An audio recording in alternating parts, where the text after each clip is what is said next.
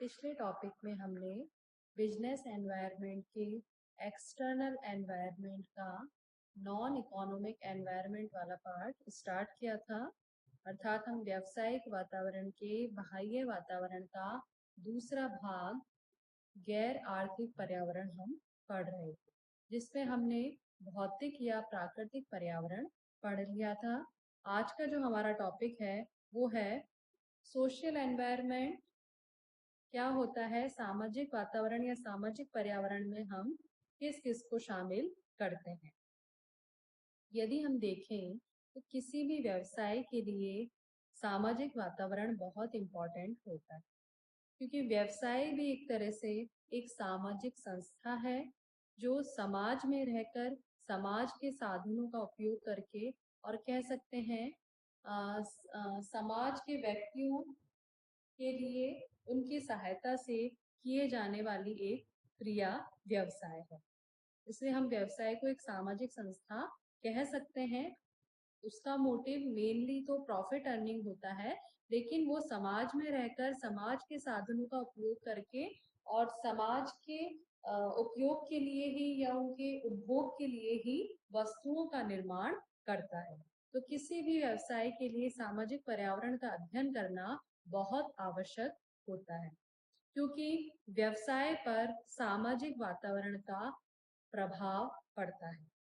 अब सामाजिक वातावरण में हम कौन कौन से ऐसे घटक हैं जो सामाजिक वातावरण के अध्ययन के समय व्यवसाय को ध्यान में रखने चाहिए, जैसे जनसंख्या का विस्तार तथा जनसंख्या की विशेषताएं, कि पॉपुलेशन जो है उसका एक्सपेंशन किस तरह का है और उसकी पॉपुलेशन की कैरेक्टरिस्टिक्स क्या है। मतलब हम कह सकते हैं कि उसमें उनका एक पहला तो पॉपुलेशन कितनी है, ओवर पॉपुलेटेड कंट्री है या अंडर पॉपुलेटेड कंट्री है, मतलब जनसंख्या ज़्यादा है जनसंख्या कम है, और जो जनसंख्या है उसकी विशेषताएं क्या है, उनका शिक्षा का स्तर क्या है, आय का स्तर क्या है, जनता में किस एज ग्रुप का भाग ज़्यादा है, मेल ज़्यादा है फीमेल्स ज़्यादा है। तो इस तरह से जनसंख्या कितनी है और उस जनसंख्या की क्या विशेषताएं हैं, वो किसी भी सामाजिक पर्यावरण के अध्ययन के लिए बहुत जरूरी है।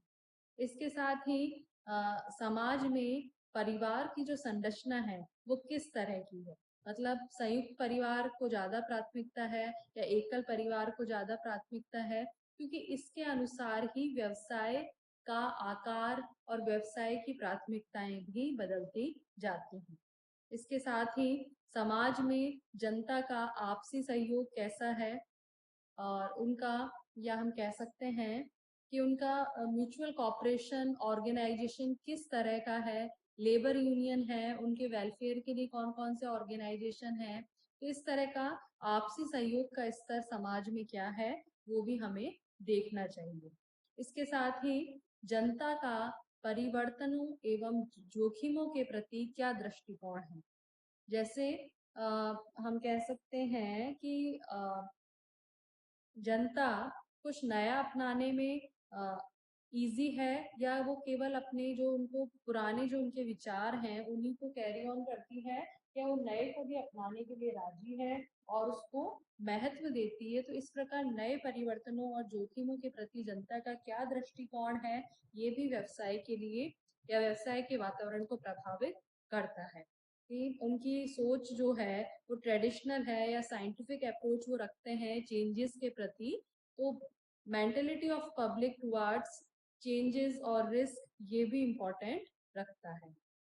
इसके साथ ही सोशल वैल्यूज कैसे हैं, समाज में नैतिकता का स्तर क्या है, नैतिकता को कितनी प्राथमिकता दी जाती है, परंपराएं क्या हैं, ट्रेडिशंस क्या हैं, कस्टम्स क्या हैं, ये सभी किसी भी देश के सामाजिक वातावरण का निर्माण करते हैं। इनका अध्ययन करना एक व्यवसाय के लिए बहुत महत्वपूर्ण होता है, क्योंकि व्यवसाय किस प्रकार का होगा, व्यवसाय में कितने इनोवेशन वो करें या नहीं करें, तो ये सब वहाँ की जनसंख्या, उनकी सोच, उनके शिक्षा के स्तर पर ही निर्भर करता है। तो इसलिए व्यवसाय को सामाजिक वातावरण की तरफ भी ध्यान देना चाहिए।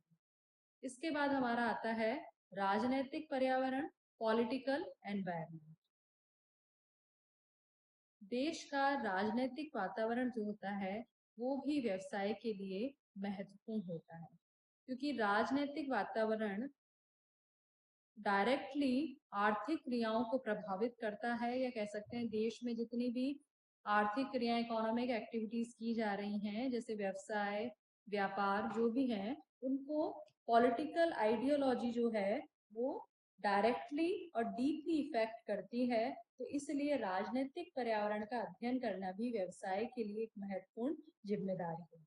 राजनीतिक वातावरण में हम जिन घटकों को शामिल करते हैं उनमें मुख्य हम कह सकते हैं, जैसे सरकार की राजनीतिक विचारधारा कैसी है, पॉलिटिकल अप्रोच ऑफ गवर्नमेंट कैसा है, वो सोशलिस्टिक पैटर्न की है, कम्युनिस्ट पैटर्न की है, या वो कैपिटलिस्ट को मानती है, या एक तरह से उनका समाजवादी है, या वो जनता के या जनमत को अधिक महत्व देती है।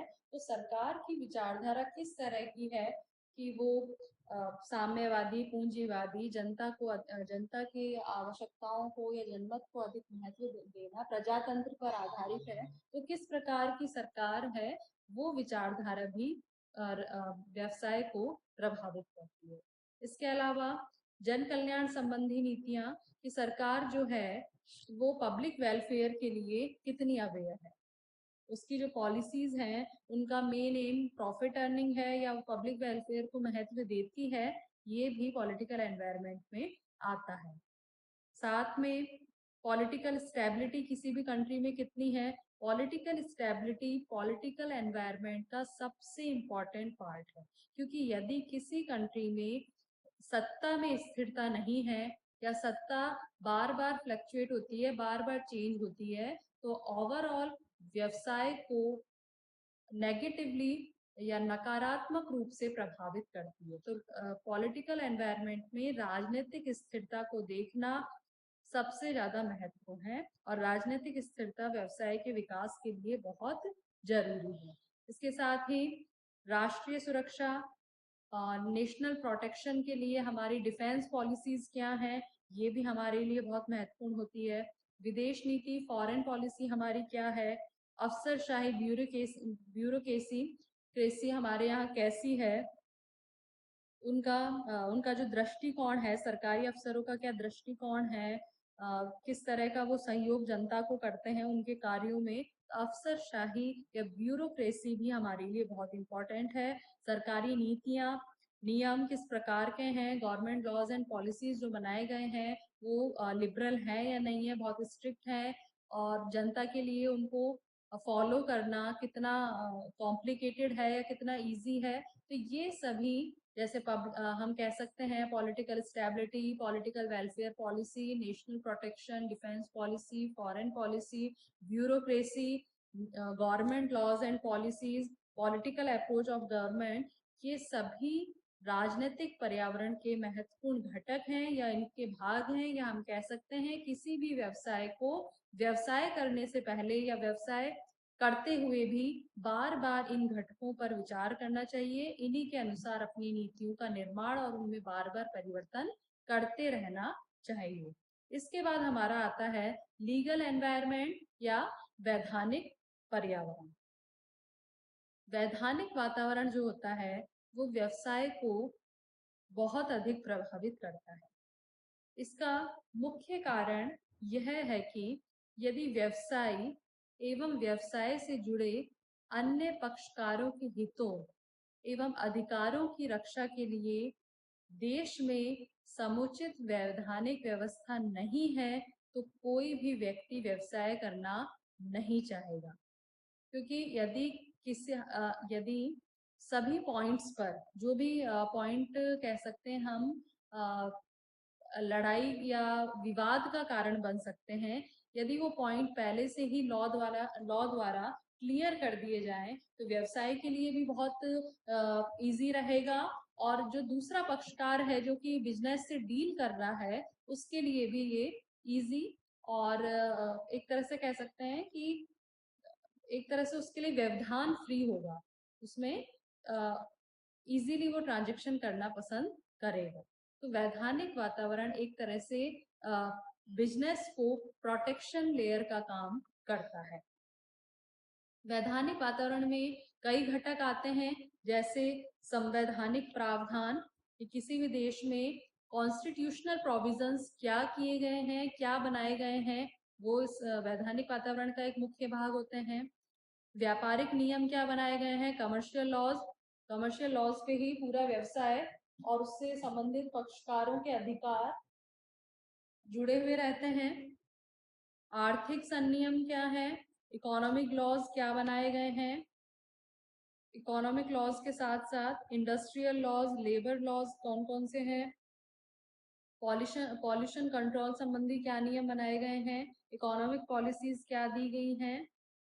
मतलब ओवरऑल हम कह सकते हैं कि व्यवसाय के विभिन्न पक्षों को का नियमन करने हेतु या नियंत्रण करने हेतु जो भी नियम सरकार द्वारा या संविधान के तहत बनाए गए हैं, वो वैधानिक वातावरण के अंतर्गत आते हैं। ये बिजनेस को एक तरह से प्रोटेक्शन लेयर का कार्य करता है, क्योंकि कोई भी डिस्प्यूट्स हो तो बिजनेस या उससे संबंधित पक्षकार इनकी सहायता द्वारा अपना जो भी कॉम्प्लिकेशन है उनको दूर कर सकता है। तो लीगल एनवायरनमेंट भी व्यवसाय के लिए बहुत जरूरी है और इसका अध्ययन व्यवसाय के लिए एक आवश्यकता है। तो इसका अध्ययन भी व्यवसाय को जरूर करना चाहिए।